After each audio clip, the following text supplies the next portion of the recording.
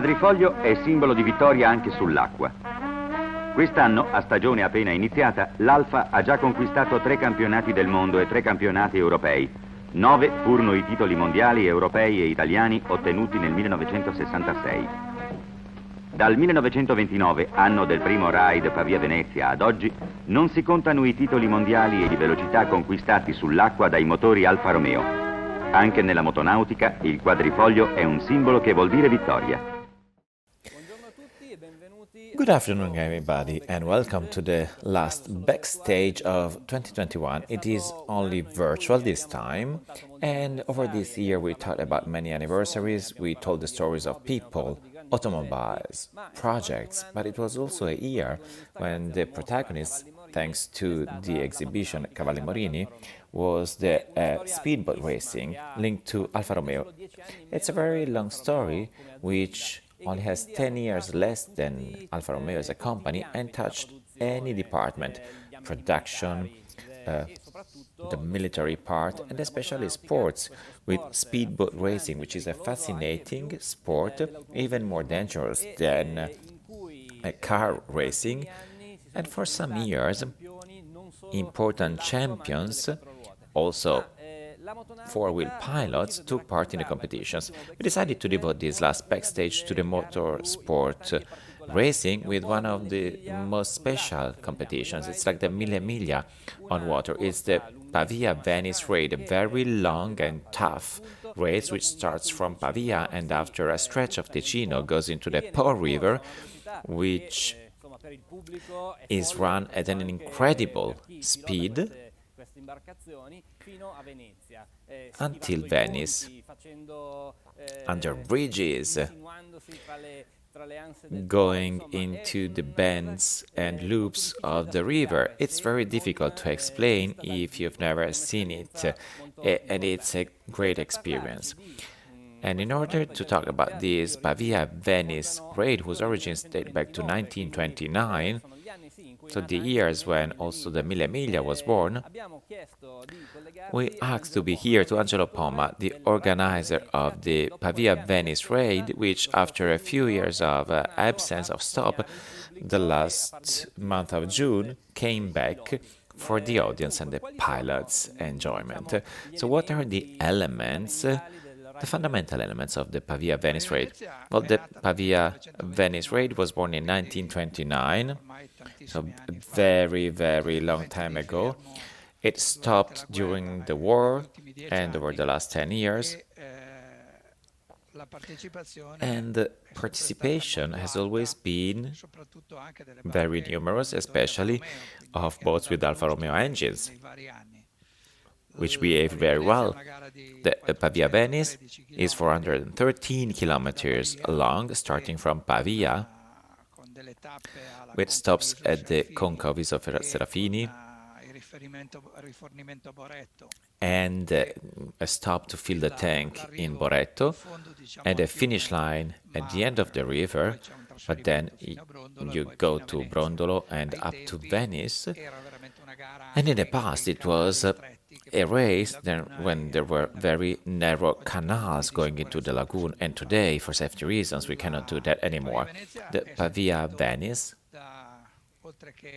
is felt by pilots, but also by the audience that we meet along the path, which has always showed interest on the river and on the race. And I would say that we went from 150 registered participants, and then in a period there were 60, 70, and now last year, well, in 2021, when we started again the competition, we had 92 registered participants. 90 started off, and 72 arrived and crossed the finish line. This year we opened on November the 2nd at midnight the registration. After a few minutes we had 24 boats, in the morning 70, and in 60 hours we finished with the limit, which is 130 that we set.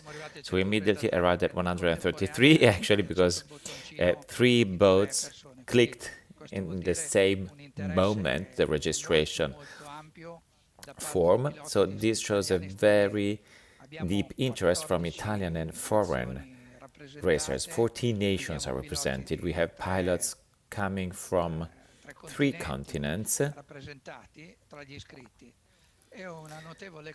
and a lot of people who were excluded in these 60 hours.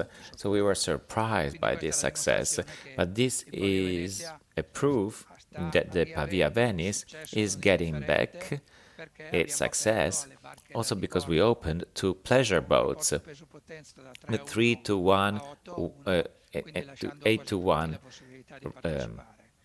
weight to power ratio, allowing everyone to participate. So it is very important, and in the motorboats competition in the world is the first one, is the longest one in internal waters, and it was a pity, a shame that for 10 years it was not run and not organized. And now we have all the elements to have a great race. And last year in the lagoon we arrived at the Arsenale of Venice, and we were greeted by an enthusiast public. And last year we had 5 inboard motorboats, part of historical boats with the Alfa Romeo engines, which crossed the finish line. Well, one had a problem over during the last 10 kilometers. This year we have 6, and we hope that they will cross the finish line as well, as in the edition of 2021. But my personal passion is living it. When I was a kid, my grandfather was one of the organizers of the race, so I continued my grandfather's experience. In 1979, I became a race official of the federation. In 1991, I became a race director, national and then international. But the Pavia-Venice has always been in my heart. So the first steps were in the Pavia-Venice, and I hope to continue to do that in the future. If we run a parallel between automobile and motorboat racing, we have different types of races, like the endurance race or a race in a circuit. So we talked about the Pavia-Venice raid and the Mille Miglia. What is the role of the Pavia-Venice? Well, the Pavia-Venice, it's a race on its own. It's so the participation, well, how can I say it? Before, in the past, it was a national event, and we had mostly Italian pilots with important shipyards like Baglietto, like yards for seaboats like Ticino, Molinari, Abate. All these important shipyards creating historical racing boats, because up to 2011 only racing boats could take part, so classified in that way. Only this year, as I said before, we opened the Pavia-Venice also to leisure boats, which in the past had another event on a Saturday, but it was not a competition actually, it was along the river. It was called Crociera del Sole, Cruise of the Sun. We tried to organize it in the past years, but it didn't have the same success, and so we decided to have them race together with a raid. It's a race on its own. It's the longest race of its kind in the world and big, unique. The pilots, even from abroad, are very interested to come and take part. It's an adventure. The main thing is getting to the end, apart from your ranking. But the satisfaction of the pilots after racing 400 kilometers on a river in a single day and crossing the finish line, well, it's crowning a dream of many pilots. But for the pilots, it's a very tough competition with a lot of obstacles. But what are the most important challenges of this race? It's a straight river. But the Ticino River is 10 kilometers, but the Po River is the protagonist. There is no edition which is similar to the other one. Maybe the level of the river is high or low, and then there are obstacles in the river. The Po River, if you check on Google Map, if you want to have a clearer idea, you see that the river is not straight. It has loops, bends, and especially shallow waters. So the ability of the pilot is also to understand where they should pass, they should go, because the river looks all the same, but if you go left or right, the risk is going in shallow waters very easily. So in the river there is a signpost which is put by IPO, which is the official body for signaling on the Po River. It's like a diamond-shaped signpost, and in 500, 600 meters or 1 kilometer, you see the indications that tell you in which part of the river you should stay. But over a few days or a few hours, the Po River changes in its level, so the ability and the skill of the pilots is to follow the right path to get to the end. We've got important events of Fabio Guzzi, who many years ago traced the river with the GPS and with avionics a few days before the event, just 2-3 days before the event, and on a Sunday he passed in the way that was indicated, but he found sand. So they had to lose time and minutes to take the boat out of these shallow waters. But sometimes you cannot even get out. In that case, it was possible with the help of people that were there, but sometimes if you go in a shallow area, you might be stuck. Well, we have stands in the automobile cars. Mille Miglia goes through the cities, but how is the Pavia-Venice lived by the public, by the audience? Well, the audience on the Po are waiting for the bus to pass, and some municipalities organized parties on the sides of the river to see the event passing by. So it's a satisfaction, and I'm proud. I am on the helicopter because I have to check the river, but I saw thousands of people along the Po River. But this year was the first year of communication on social media, so the social media contributed a lot sharing the information. And then we also realized an application which you can download, available to the public, of a system of GPS tracking, so you can track the boats along the entire path with the mapping, the position, the speed, and this created a very high interest. That's why we received a lot of compliments for the use of the system, not only for the participants who knew more or less the path that they were navigating and where they were, but the staff following the boats, etc., had this, but the entire audience had this communication. So we guaranteed this coverage on 80% of the boats. It was an experiment, it was the first year, we didn't expect to have such a great coverage. But the audience is not always used to see these boats racing on water, and also for me many aspects are unknown. What are the speed that can be reached? Well, boats must have a minimum speed of 60 kilometers per hour for the timing of opening and closure. So the record of Pavia-Venice, done with a Mercury 2500 engine, is 203 on average. So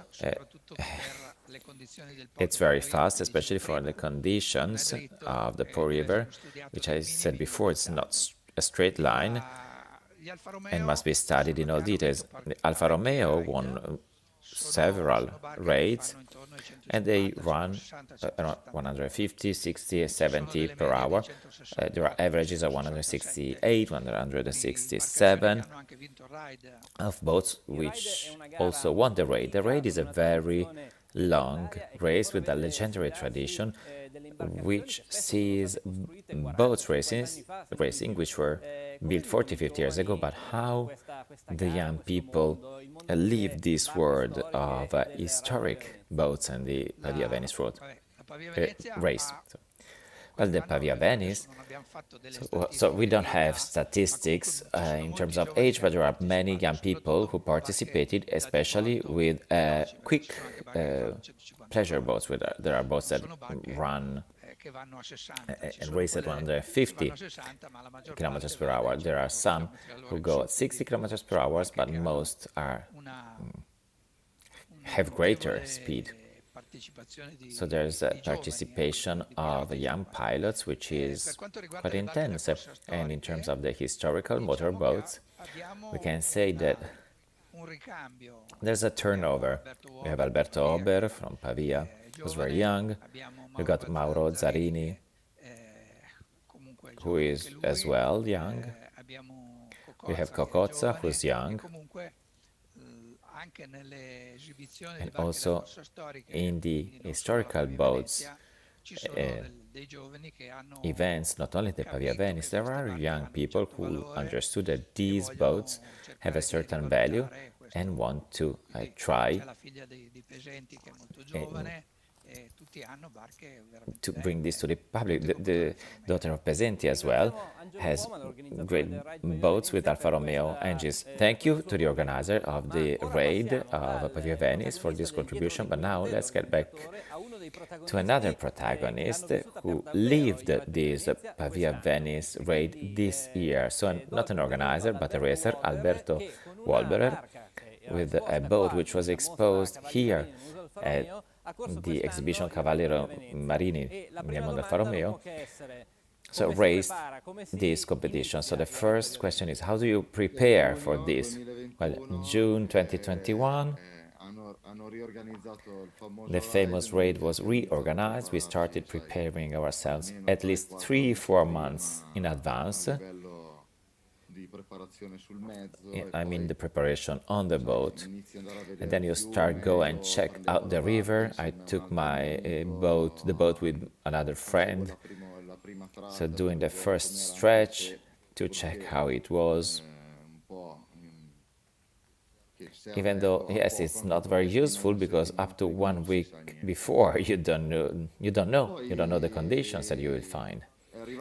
And then the final day arrived, we got to Pavia, we did the checks, they explained us all the anomalies, and in the end we started from Piacenza. The experience was something unique, and racing at 140 kilometers per hour on the river in this a pristine natural environment, it's unique. It's only the Pavia-Venice that gives you these emotions. And despite the fact we did not come to the end, we did the Coppa Montelera, which are the last 55 kilometers of race, and we were at 3rd place. We were doing well, but then we had a failure 5 kilometers from the finish. So that didn't allow us to conclude the race. It's a shame because the boat that I used already won a world championship. It was a record boat, and since it was the first boat of this kind, it would have been the cherry on the cake, but for me and for my boat. Then you start to put the propeller, which is most ideal to pick up speed in acceleration.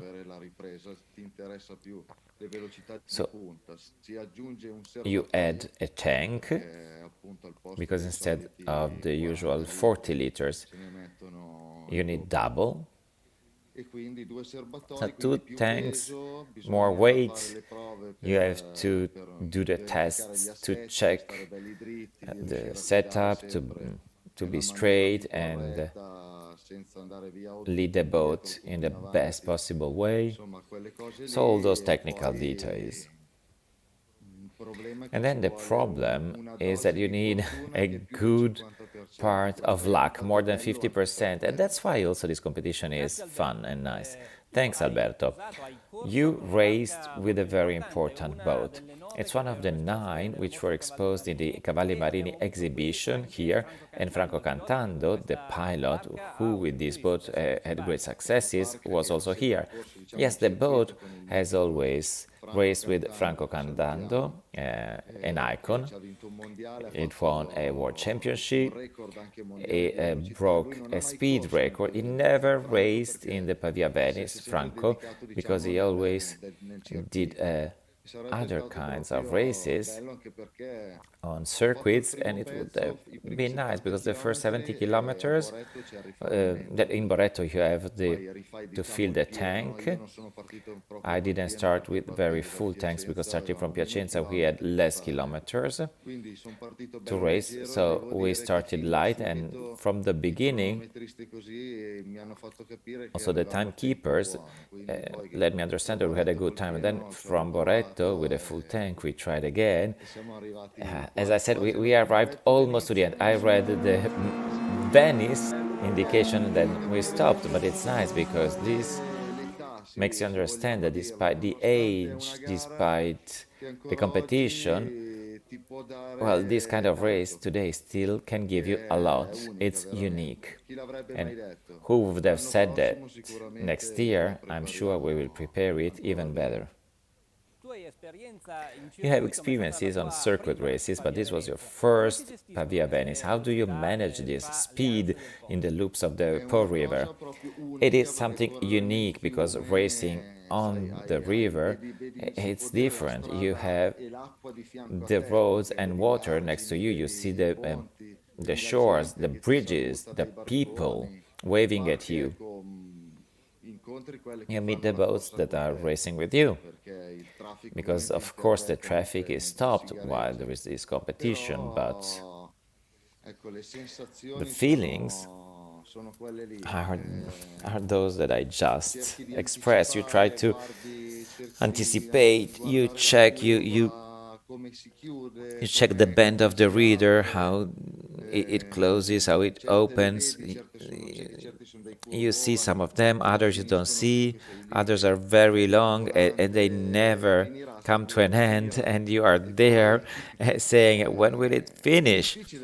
It's difficult to explain. It's not like racing on a track, on a circuit. You just have to go, and everything is based on instinct. It's like you see the bird that passes through. It's made of instants. It's very special. And do you feel the audience on the shores during the race, or the concentration is too high? No, you feel them. You feel them. It is, of course, more you, your boat, and the nature, but let's say that unlike the sea, where you don't have shores, you don't have bridges, etc., it's something that you can only find in a raid, and you see and you hear the people. It's nice, it's super nice. I waved back at all the people who waved at me. Here at the Museum of Alfa Romeo, we talk about speedboat racing and Alfa Romeo. It was a long tradition, a very strong connection, but what is required to an engine to be successful in speedboat racing with racers? What made Alfa Romeo protagonist of these sports too? Ha fatto tantissimo. Alfa Io Romeo stesso sono did andato a a vedere l'Alfa lot. Romeo, I quel also had dualiber a fantastico Alfa che Romeo che engine, the hanno fantastic costruito a two distanza shafts di engine that they built, 50 anni, and oramai after 50 anni 50 years, era yes, ancora lì after 50 davanti, years, it eh. was Non still c'è stato at the sedile top of ergonomico, the 300 chart. cavalli, io avevo 300. 170 I had cavalli dell'Alfa 170 Romeo e horsepowers, eravamo and là there were other boats davanti with io a 300 80 horsepowers. vaghe, There were 80 capisci? boats, and we were in the top three. Che dire, So le the prestazioni ce le avevano performances già, erano were ottime, c'è poco incredible. da dire. They were Avevano innovative. quel qualcosa in They più had che something nella more nautica, nel mio caso, than, nel in nostro our caso, case, in fa speedboat ancora la racing, still differenza. E che differenza! make the difference. Quei motori, ad esempio, se Those, vogliamo parlare dell'Alfa if we want 2000, to talk quello con about cui Alfa io corso, 2000, che è quello più usato, e quello che è stato the anche one più that I usato use and nella that was storia used di mostly in the queste barche, history di of queste these categorie, boats, these categories, è un motore che è is an engine molto, cioè ad esempio per which noi nella to us nautica viene in ovviamente speedboat racing it is marinizzato, si viene messo in marinized, cambio, si so the monta shifts are velocemente. taken away, Il etc. problema sono, diciamo, The le problem posature, no, del motore, perché is another noi one, is the abbiamo una timing marcia of tanto the per engine. We fare have one ottenere shift, sia un po' di one ripresa gear, so sia un you have pochettino to di have lungo. pick up Quindi, and acceleration. ad esempio, So, for example, nell'automobile in riesci a sfruttare nei secondi automobile tenere sports, ancora più you cavalli can di have noi, even perché more dopo le marce, horsepowers than sai, us lo because you fai have tirare, gears insomma, ai giri che and you vuoi. can have higher Noi revolutions per minute. quel motore lì But riusciamo a that sviluppare engine quasi in a boat, 180 well, cavalli, you can quasi, almost develop perché non è 180 facile. horsepowers, but it's not easy. E è un motore che, And come it's ti an engine that, dicevo, as I said, ha una gran elasticità is e very messo giù nella flexible, I maniera would say. And if, giusta well, dà ancora grandi if with a good soddisfazioni. setup, it can give satisfactions. Thank you, Alberto. We hope to see you back racing, maybe with the Alfa Romeo logo on the hull. And now we have Guido Pesenti, who is the person responsible for the Italian Federation of Speedboat Racing for historic boats. It's the small word that makes these boats available for the pilot, so makes them alive. So let's start from the Pavia-Venice raid, what it represented in the past, what it represents today, and how this universe, the universe of historical motorboats, Mi chiamo Guido Pesenti, finds sono a place in today's world. responsabile Is it appreciated by young people? My name is Guido Pesenti. I'm responsible for a theme historical boats.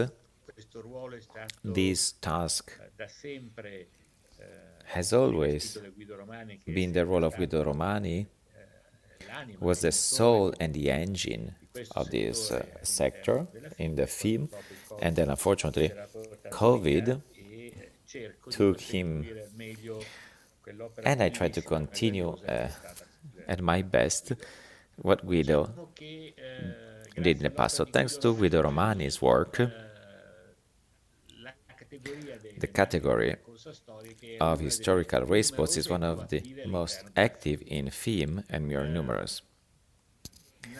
Of Naturalmente course, gli anni scorsi abbiamo risentito delle in the past difficoltà, years, enormi we difficoltà had huge organizzative per degli organizational eventi problems dedicati alle barche da corsa. in organizing events dedicated to Quest'anno ci stiamo speedboat racing. muovendo This year, fiduciosi we are che confident. la pandemia ci Confident that lasci the negli spazi pandemic will per organizzare nuovamente i give us nostri the eventi. opportunity to Abbiamo in organize our programma events. 4 We have eventi 4 events dedicati alle nostre barche da corsa on the storiche. calendar dedicated to historical race boats. Naturalmente per problemi And di clearly, logistica for di problems trasporto, of logistics and la barca transportation, principale the è main sempre il boat is lagoon, always the che 3 è una points, barca which is estremamente an spettacolare extremely da vedere spectacular lavorare, boat when you see it racing, perché nel because rettilineo in a praticamente si straight solleva stretch sull'acqua appoggiando it solo sugli almost cassonetti floats la linea on d'asse the water, And when it bends, it has this way of tacking, which looks like a stone bouncing on the water. So every time when we put in the water these boats, the audience is enthusiastic, also because we have this, almost all of them are Alfa Romeo engine, four-stroke engine with a free-flow exhaust. The sound is fascinating and people have fun. It was beautiful to see the recovery of this event. There were editions which also included now pleasure boats, while in the past it was only dedicated to racing boats. And in this event, some 3 points participated. The 3 points is the main boat of the Pavia-Venice, the most beautiful boat you could use for the Pavia-Venice. This year, the Pavia-Venice will see the participation of 6 3 points, all with Alfa Romeo 2000 engines, if I'm not wrong, and last year, the second best arrival was of a boat with this engine. So today you deal with organizational aspects, but you were a pilot of speedboat racing, not of the racers, the ones that we exposed at the Cavalli Marine exhibition, but of offshore. It's another world where Alfa Romeo was a protagonist and also had its glory moment. But the Alfa Romeo had an exceptional, glorious past. In those 3 short years when Mr. Kitty dedicated his time to offshore. I believe that the input came from the top because in that year the BMW launched marine engines. Alfa Romeo started with an area marine boat. Me and my father were the pilots in class 3, and the next year Alfa Romeo had a massive implication because apart from UFO 66, which was the area marine boat, my bark, which was Tibidabo, and then there was the boat of Gennaro Russo, plus the famous Dart by Renato Soldilevi. So 4 boats, all participating in the OP2 class, all with marinized Montreal engines, marinized by Autodelta. So the first year, for us, it was quite difficult. It was a year of suffering because we were imposed certain specific devices, and not problems of engine, but of gear, of transmission. The next year, we obtained Volvo Penta feet, which were strengthened by Autodelta, and it was a fantastic year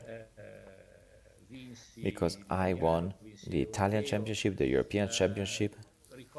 I remember I won the European Championship with 1,800 points, and the second one arrived at 900, even though I did not participate in several international competitions. And then we brought to Alfa Romeo 2 speed records on water, always with these area marine boats. And if you remember, those were the dark years of the oil crisis, plus Alfa Romeo focused with Brabham on Formula One, so all the resources of Autodelta went to the Formula One and in automobile. And the activity was stopped. All the offshore boats at the time were had engines with 8 cylinders, the American ones, with a very low noise. And when we started off the Montreal engines that roared ragingly, It was like having a magic flute because people were charmed by this fantastic noise, and they came to le nostre macchine, ma see motorizzate Alfa Romeo, our Alfa Romeo ma di quegli anni vuol dire motorized boats, che but motori Alfa the Romeo Alfa Romeo engines in offshore in those years were excellent. I imagine that the Auto Delta engines were given uh, on loan for use, but then there was an Auto Delta support, or there were the Settimo Milanese mechanics, or who, well, all our boats had a couple of mechanics with them. So the Auto Delta really un notevolissimo sforzo. did an incredible effort. Thanks to Guido Pesenti, and I hope that in the next few years, this passion and this world of historic boats will continue to be present and will become also for the public as interesting as the historical automobiles for the four-wheel fans. But what we told in the Cavalli Marini exhibition is not only the history of races, offshore and racers, it's also the history of a very close connection which has deep roots in all the segments: production, military production, commercial activities, and all started in 1920, only 10 years after Alfa Romeo was born, with the marketing of the Bolinder engines. These were very big engines, from 500 to 1,500 horsepower, which were mounted on certain river boats. And then we have the era between the two world wars, when Alfa Romeo started to win, also on water, the Pavia-Venice raid, not with a motorboat yet, but with airboats.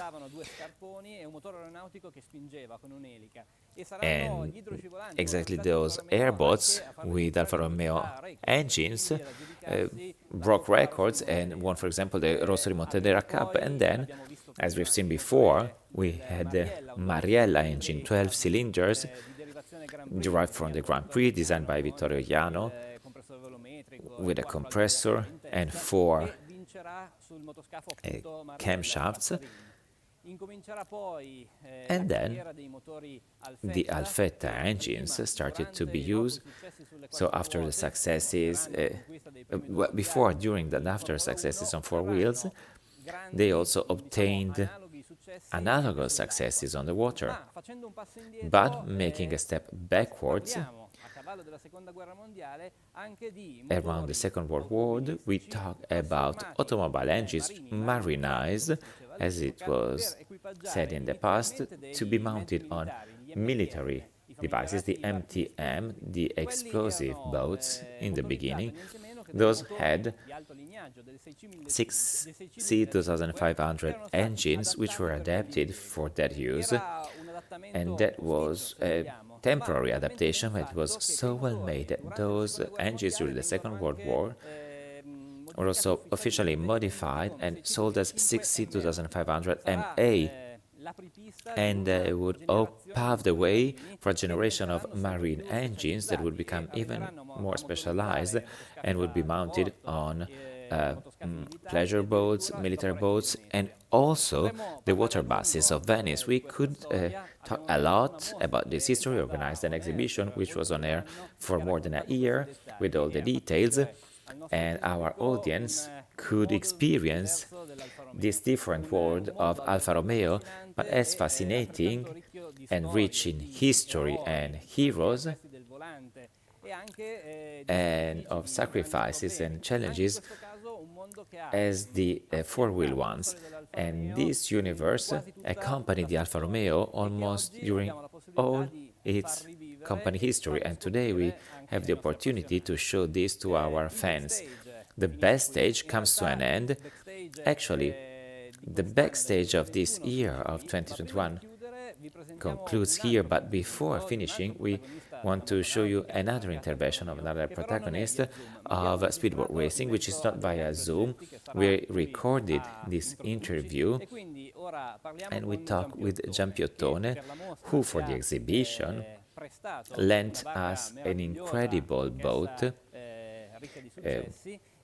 with a lot of success, who will tell us what meant to race with that boat and other boats. Well, first of all, thanks for welcoming us. We organized Cavalli Marini, the exhibition talking about speedboat racing, but here we are in a motorcycle setting.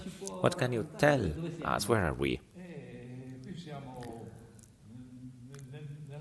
We are in my collection, which is called Museo Rocco Cross. These are the motorbikes of my life. I started racing in 1953, then in 58 I started racing at motocross till 68, so 15 years of motorbike racing, and these are those motorbikes from post-war period to the 70s. And in a museum, well, there was a boat. For 1 year you lent a beautiful boat with which you raced. Yes. When I started understanding that I had no more strength to race in a motocross, I went to the motorboats. Marco Augusto and his brother Corrado, Corradino, was the president of my team, and they invited me, so I went to race in speedboat racing. I didn't know what it was. I bought the racing boat because, as always, I want to do things at best. They all started racing with simple boats. I started with the racers, which are like the Formula One, and when I bought my boat in September 62, I had never seen a motorboat race before. After buying it, I went to the Idroscalo in Milan to watch a race, and there was a man dying. A man died, and my father didn't want me to race, but I started working in 63 in motorboat racing, always with Alfa Romeo engines. But my father always had Alfa Romeo, starting from the 1750 to the Touring, the Super Light, because he was friend of Bianca Terloni from Touring. So I was born in an Alfa Romeo. And with the boat that you lent to the museum, well, the first period I worked in 1300 LLV category, and in 68 I started racing with 2500. I bought with a 6 cylinders Alfa Romeo engine, and then I raced with that, and then there was a pause, and I raced with 2004 cylinders in the last period. Which were the results? Well, as a racer, I never won titles, but I always finished around 5th place, 6th place. In 70, I arrived at the 3rd place in the World Championship, so I have also a value for a medal for athletic value. And then I wanted to say something about the 2.5. As we know, it was prepared by Raineri, but before, in 65, I had bought a 2500 inboard motorboat with a CR engine, which was the engine of Alfa 2004 cylinders, modified by Rainieri, and then I sold it. And that boat, but today that boat is still working, and a person owning a company doing faucets in Milan has it. So we thought about the Pavia-Venice raid, which is sort of the Mille Miglia of the boats. It's the longest race in the world for speedboat racers, 420 kilometers. I raced that 3 times. I arrived in Venice 2 times. The 3rd time, which I was with the roundabout with the Alfa Romeo engine, there was a problem of a clog, and I brought the shaft and I could not cross the finish line. The other 2 times I crossed the finish lines, but I'm not a fan of the Pavia-Venice because it requires a lot of organization, cars, you have to do the refueling. I'm more for circuits or for endurance, like the 100 miles that I won 3 times in a row, but it's a race which in 2 hours is finished. The Pavia-Venice is very long. There's too many elements. Their organization is incredible. I'm not a fan of the Pavia-Venice, but I know that there are people who only do that race because it's a fascinating race, different from any other. Yes, different from any other with risks. You have to know how to sail or to race. It's on its own, it's different. I can tell you that a friend of Pavia, an Alfa Romeo dealer, won the European Championship in 68. At the end of the year, I sold the Bugatti to buy this boat because it was a winning boat, which Raineri assembled. Raineri was a very intelligent man. He was always broke, but very intelligent, and he understood that by bringing the propeller outside, the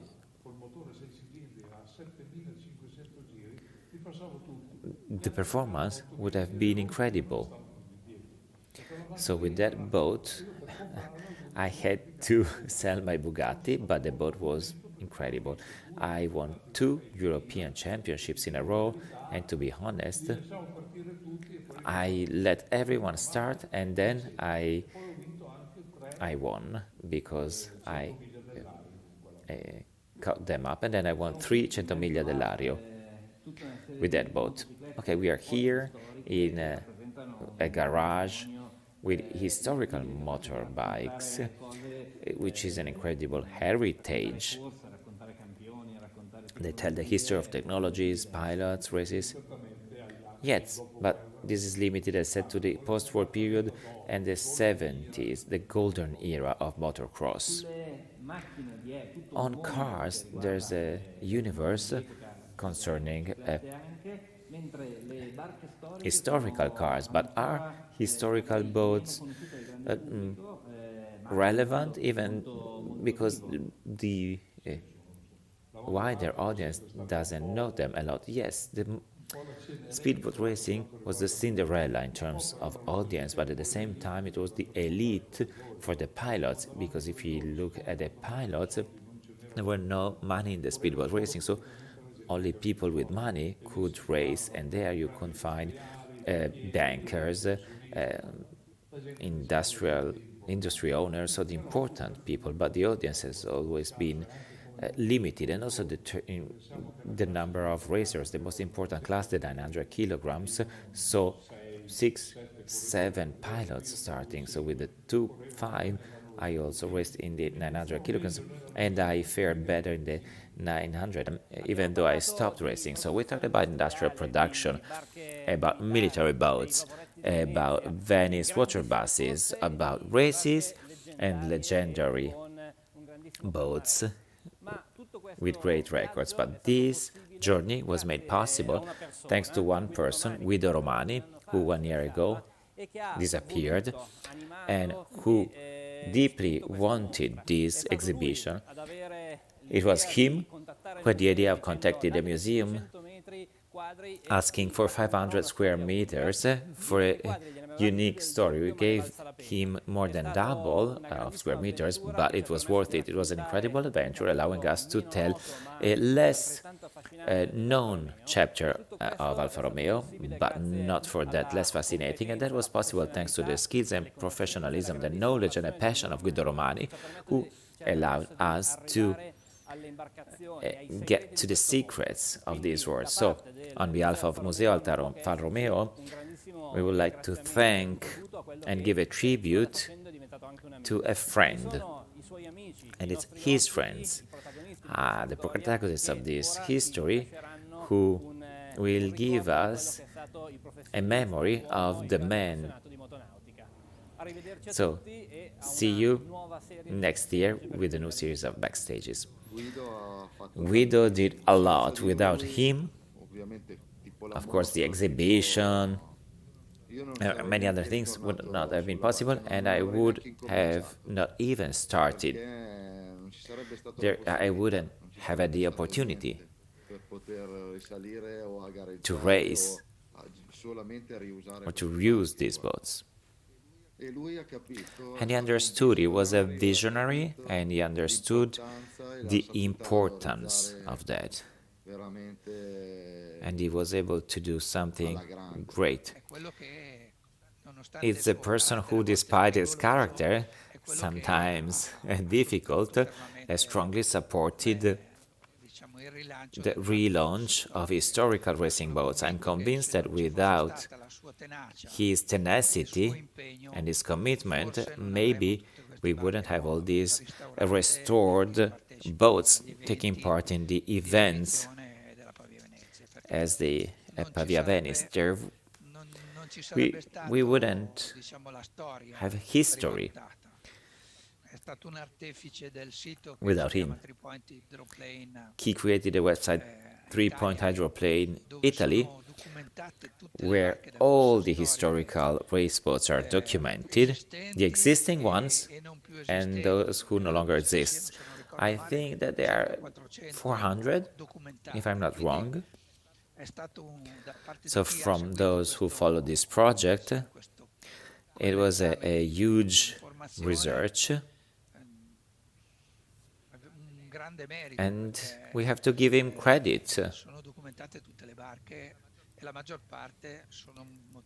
And most of these boats have Alfa Romeo engines because Lucchini 2000 almost all or well, all have an Alfa Romeo engine. There were some 2500 with Auto Delta engines, and Guido Romani had some of those, very, very beautiful, who made history in the past, but some had a Lancia Flaminia engine.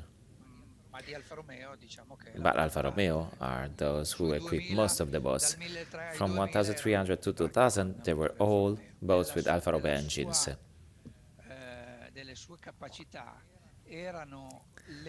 His skills were, well, the knowledge of everything, of every single detail of boats, engines, the specific knowledge of all the articles which appeared on national and international magazines. So he had an encyclopedic knowledge, most of it in his head. So unfortunately, we lost this knowledge, but he left a lot of important signs. Well, Guido is the one who did everything, because in my 2-3 years I did almost nothing. I just wrote the norms and regulations, but the rest I didn't do organization. But he organized 3, 4, 5 events per year with a great passion and great dedication. So what Romani did, no one else will ever do. You see that even the historical boats thing will be lost, because without Romani, he was like the Bert Muller of speedboat racing. That's very clear. Guido, well, I met Guido especially for the historical